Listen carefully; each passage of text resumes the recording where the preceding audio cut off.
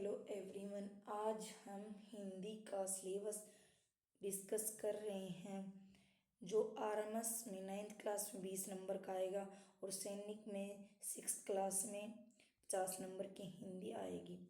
और जो अभी ये CT 2024 में यानी दिसंबर में होने जा रहा है उसके लिए भी एक क्लास, और HSC, HTET, CTET, DTV, SSC, GD, BSF और TGT हिंदी के लिए भी ये क्लास हेल्पफुल होगी। जितने भी कम्पिटिटिव एग्जाम हैं जिनमें हिंदी आती है तो उनके लिए ये क्लास पूरा सिलेबस कवर करेगी। तो आइए हम देखते हैं हिंदी में हम क्या क्या करेंगे।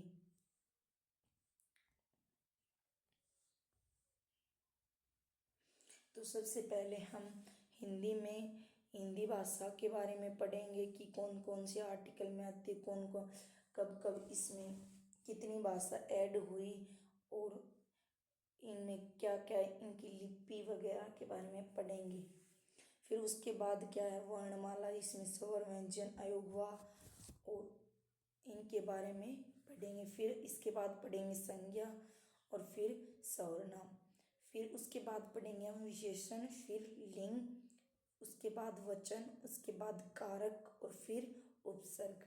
हर एक टॉपिक सीरीज वाइज चलेगा ताकि एक दूसरे पर हर टॉपिक डिपेंड है, तो इसके लिए हम हर टॉपिक एकदम सीरियल वाइज चलाएंगे। उसके बाद उपसर्ग के बाद हम प्रत्यय को करेंगे। उपसर्ग और प्रत्यय करने के बाद हम संधि को करेंगे। फिर उसके बाद हम समास को करेंगे। फिर उसके बाद शब्द व्यवस्था वाले चैप्टर में तत्सम, तद्भव, देशज, विदेशज, इससे भी क्वेश्चन कई बार हर बार देखने को मिलता है।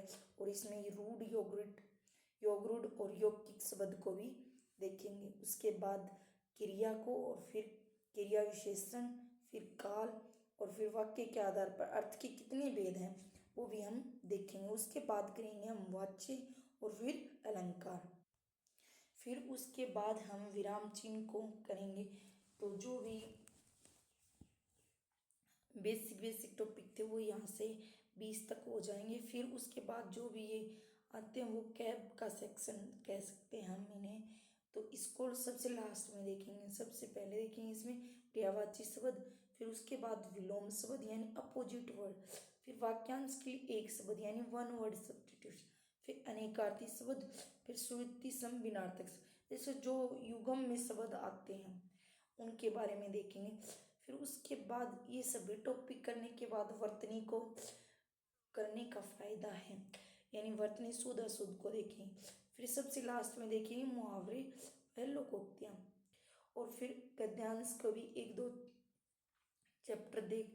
दो गद्यांश 5-10 गद्यांश में करवा दूंगी क्वेश्चन छाटने। तो ये है हमारा हिंदी भाषा का जो भी सिलेबस है। तो आई होप आप सबको हिंदी का सिलेबस समझ आ गया होगा और ये क्लास कंटिन्यू रहेंगी। अगर आपको वीडियो अच्छी लगी हो तो लाइक, शेयर एंड सब्सक्राइब और कमेंट करके ज़रूर बताना कैसी वीडियो लगती है। Thank you so much.